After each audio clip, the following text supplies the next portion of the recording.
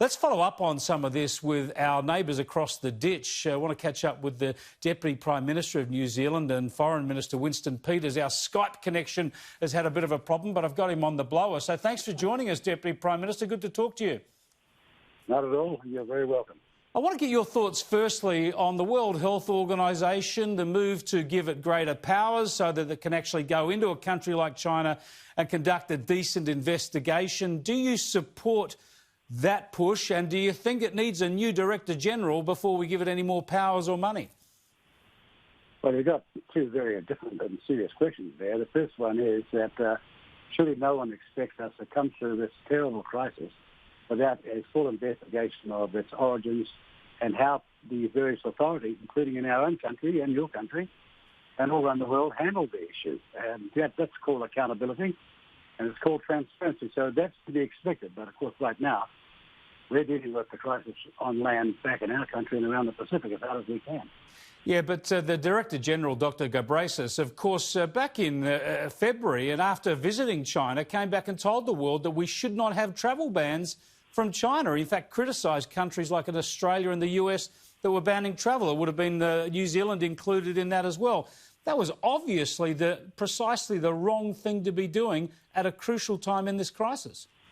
Well, the real issue on the investigation will be as to whether or not he developed the WTO's proper narrative, the WHO's proper narrative, or borrowed on a narrative to use at the same time.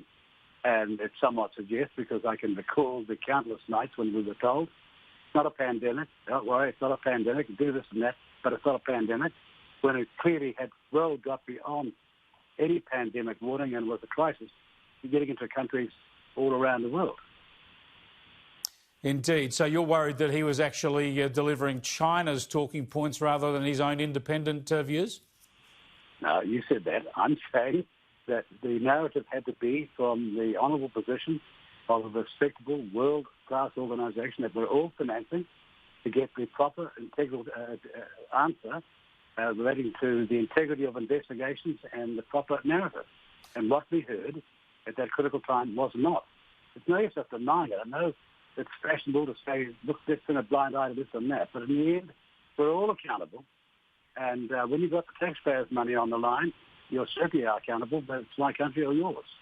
Now, what about China at the moment? Because in this country, Prime Minister Scott Morrison and the Foreign Minister have called for a full investigation, for access to everything in Wuhan, for an independent international investigation. And China's resisting that. Does New Zealand support those calls for an independent investigation? Well, I'm finding it difficult to understand why, in the interest of your own country's health and world health, you would not welcome a totally comprehensive, world-class investigation into what happened here. The world needs it, the world's owed it, and I'm surprised that they're not welcoming it themselves. After all, it would have saved thousands and thousands of people in their own country as well. Now, congratulations are due to you in New Zealand because, like Australia, you've handled this pandemic very well so far. You've got a very low level of infection and you've obviously got that wall around the country, that international blocker, no one coming in and out without quarantine. Do you think that this idea of an Anzac bubble, of Australia and New Zealand remaining, of course, quarantined against the rest of the world, but allowing travel and movement between our two countries has merit? Prime Minister Scott Morrison said today he's in discussions about this. What sort of time frame do you think we could be looking at doing that, opening up travel between our two countries? Well, to tell you the truth, I floated the idea, not for here and now, but as we came out of this crisis and as we proved the capability of both our country's medical system and our security systems. And I think somewhat prematurely, Prime Minister Morrison had it put on him about that, and he was saying that he was looking at a different crisis in his own country. I think now he's got an understanding of what we mean, and clearly there are no two countries so closely aligned in the context of the economy, and also in the context of their performance on this matter. It's not a contest. It's great news to see what's coming out of Australia. We have hundreds of thousands of New Zealanders whose health we are very concerned about in that country. And there are thousands and thousands of Australians in New Zealand.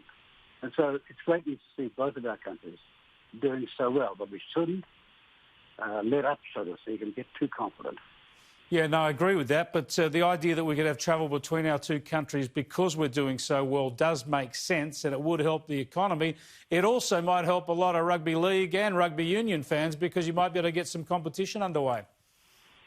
Yes, well, certainly it will improve your competition over there. But my real point is that we've got about 55% of our tourism in this country comes out of Australia. And of course, it would be of enormous help in both ways if we could get that restarted in the safe medical confines, which may not be possible elsewhere. Just a reality that we can perhaps deal with as fast as possible. And I'm looking forward to when those borders can open up, because we've got close economies, we've got so much interlinked, and we've worked so well right around the world in getting our people back.